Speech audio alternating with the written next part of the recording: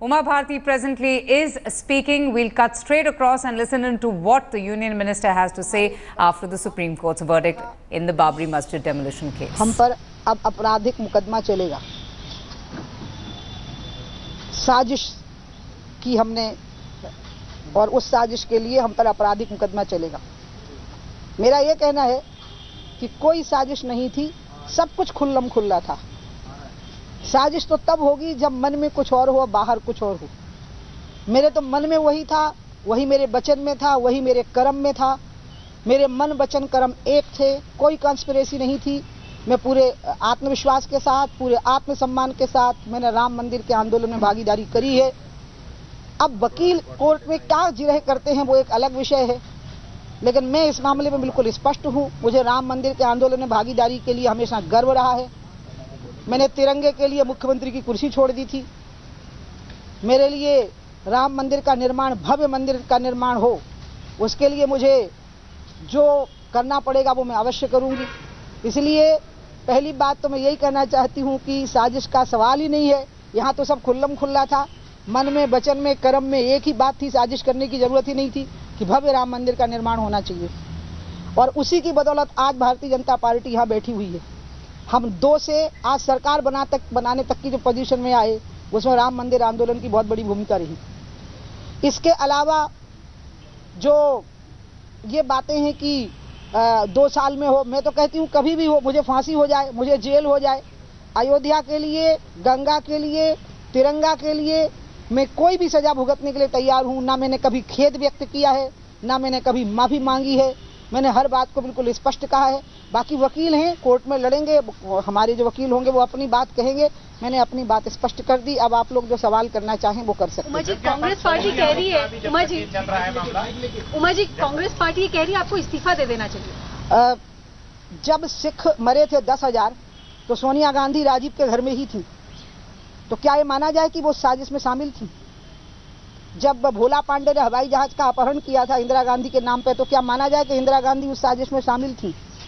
इसलिए मैं कांग्रेस की तो किसी बात का जवाब नहीं दूंगी।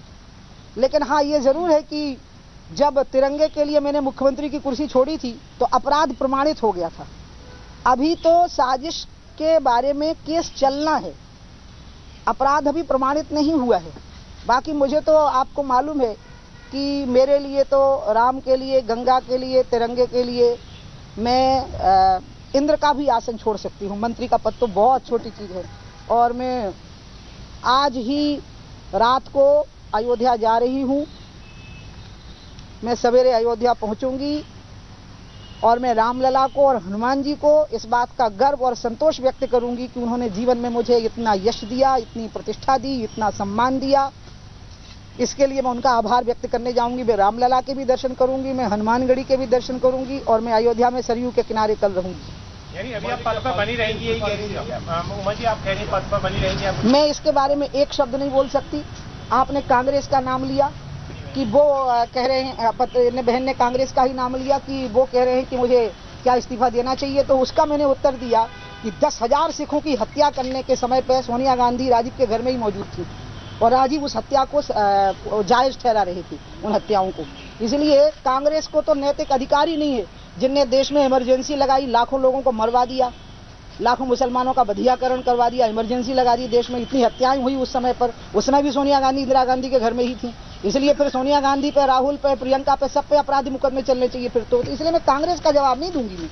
मैं ये कह रही हूँ, मेरे जैसा व्यक्ति कहाँ पद से चिपकने वाला व्यक्ति है। मेरे लिए तो आप लोग जो सम्मान देते हो वही मेरे लिए महत्वपूर्ण होता है और मैं अपना काम जरूर पूरा करती हूँ। राम मंदिर बन के रहेगा, तिरंगा लहरा के रही थी, गंगा निर्मल करके रहूंगी।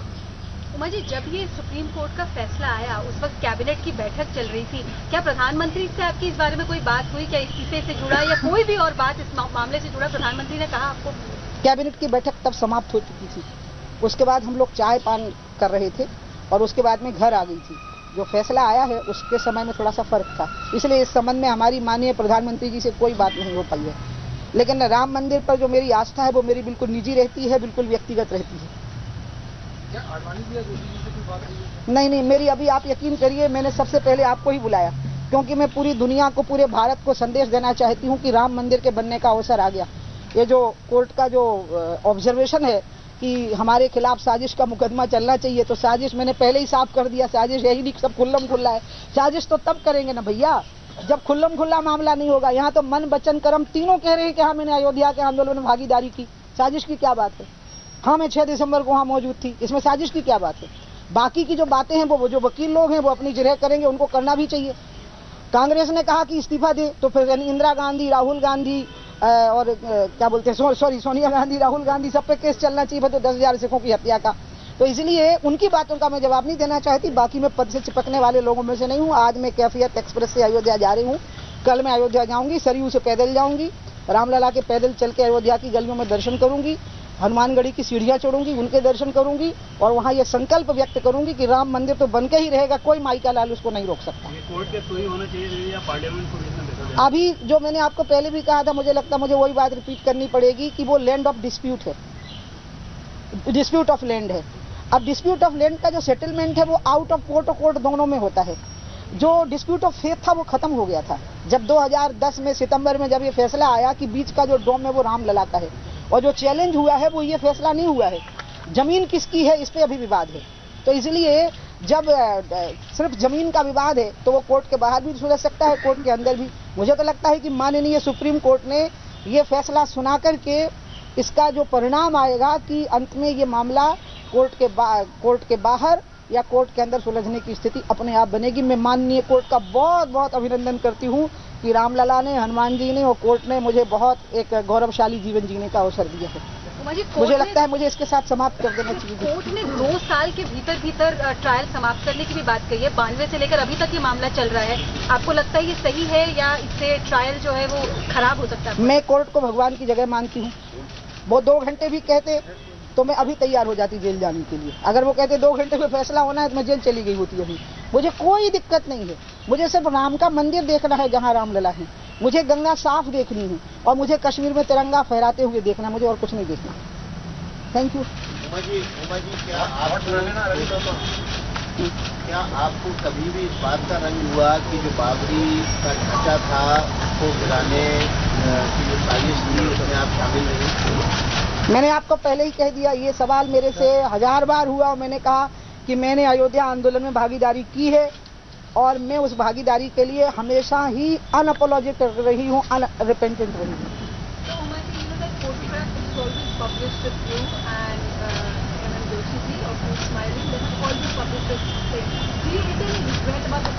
No, why shouldn't I smile? Why should I regret from my laugh and smile? मुझे ये समझ में नहीं आ रहा है कि मैं हंसने के लिए और मुस्कुराने के लिए किस बात के लिए रिग्रेट करूं। ओके, क्या लगता है आपको कि जो विध्वंस हुआ उसमें जिस तरीके की एक पिक्चर बनकर देश में आई है वो आपत्तिजनक है, इस पे लोगों को ठेस आहत पहुंच रही है? देखिए, जो वहां घटा उसका माहौल तो पहले ही बना दिया गया जब बार बार हिंदुओं की भावनाओं को आहत किया गया। जब अयोध्या के अंदर ही सफदर आसमी का जो ग्रुप था, सफदर हाशमी का, जिसने HRD मिनिस्ट्री के फंड से एक प्ले किया जिसमें बताया कि सीता तो राम की बहन थी। इससे बड़ा मजाक, इससे बड़ा हिंदू भावनाओं का अपमान और कुछ हो नहीं सकता था। और उसकी परिणति, जब आप ऐसा अपमान करेंगे तो उसकी परिणति तो इसी प्रकार की स्वाभाविक थी। हाँ, ये जरूर है कि उस समय पर अगर इन चीजों की सावधानी बरती जाती तो शायद वार्ता के द्वारा इसका रास्ता निकल आता, लेकिन उस समय आप लोग नहीं थे। जो हमारा सबसे बड़ा कष्ट था कि मीडिया में प्राइवेट मीडिया नहीं था। आज आप हो तो हमें अपनी बात कहने का मौका दे देते हो। आपकी अदालत में जो हमें मौका मिल जाता है अपना पक्ष रखने का। सरकारी दूरदर्शन था, वो पूरे समय हमें गालियां देता था। अखबार वामपंथियों के कंट्रोल में थे पूरी तरह से और वो हमें पूरे टाइम गालियां देते थे। हमारे को हिंदू होने की गाली देते थे, राम का नाम लेने पर गाली देते थे। इस देश में उन्होंने राम का नाम लेना और हिंदू होना, हम खेद सहित हिंदू थे। We are apologetic to be a Hindu, we are apologetic to be the devotee of Ram. ऐसे उनने माहौल बना दिया था लेफ्ट लोगों ने और जो वामपंथी लोग थे। और मीडिया पे पूरा एकेडमिया, इंटेलिजेंसिया, मीडिया और आर्ट और कल्चर पे वो कब्जा किए हुए थे। पूरे समय इंसल्ट कर रहे थे, पूरे समय इंसल्ट कर रहे थे। इसलिए आज तो आपकी वजह से अपॉर्चुनिटी हमें मिल गई है कि हमारा पक्ष लोगों के सामने आ जाता है। आप तुरंत मेरे सामने यहाँ आ गए, देखिए ना, मुझे अपना पक्ष रखने का मौका मिल गया। इसलिए आज स्थितियां दूसरी हैं। उस समय की स्थितियों की तो आप कल्पना ही नहीं कर सकते हैं कि मीडिया, अखबार और अकेला सरकारी दूरदर्शन हमारी इमेज खराब करने में कसर नहीं छोड़ता था और लोग हैं कि हमारा विश्वास करने में कसर नहीं छोड़ते थे। लोग हैं कि हमारा विश्वास किए जा रहे थे। मैं कहीं खड़ी हो जाती थी तो हजारों लोग इकट्ठे हो जाते थे। कनॉट प्लेस में कभी भीड़ नहीं होती। मैं एक दिन नरूला में पहुंच गई ऊपर आइसक्रीम खाने, तो नीचे हजारों लोग खड़े हो गए और नरूला का मालिक बोला कि आप थोड़ा जल्दी निकल जाइए क्योंकि यहाँ इतनी भीड़। उस समय सोशल मीडिया नहीं था, लेकिन लोगों का विश्वास हम पे था। और आज आप भी हमारे साथ हो तो हमारा विश्वास तो और मजबूत होगा। जब हम अपना पक्ष नहीं रख पा रहे थे तब भी लोग हमारे पक्ष को सही मानते थे, तो आज तो आप भी हमारे साथ हो।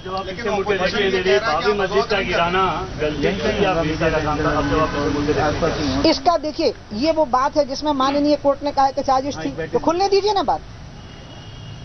इसलिए जो बात माननीय कोर्ट ने कह दी हो उसके ऊपर मैं अभी कोई विवेचना करने लग जाऊं तो मैं कोर्ट का अपमान करूंगी।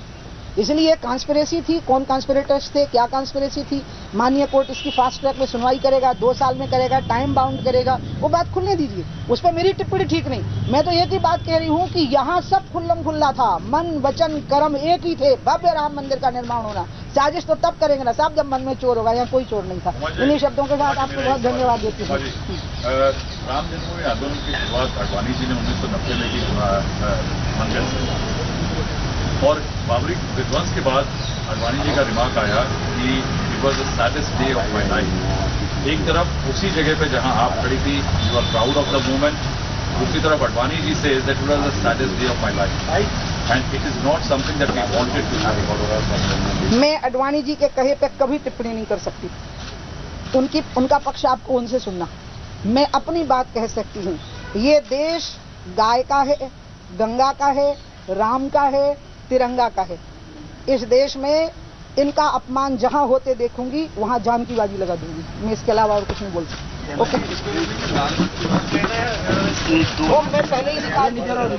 Okay, so an unrepentant, unapologetic, the words used by the Union Minister Uma Bharti herself while addressing the press, saying that she is very proud to have been part of the Ram Janmabhoomi movement, to have been part of the Ayodhya movement, and once again asserting that it's her astha, her conviction that a Ram temple is constructed at Ayodhya. We'll have to take a very short break. Stay tuned. I'll be right back.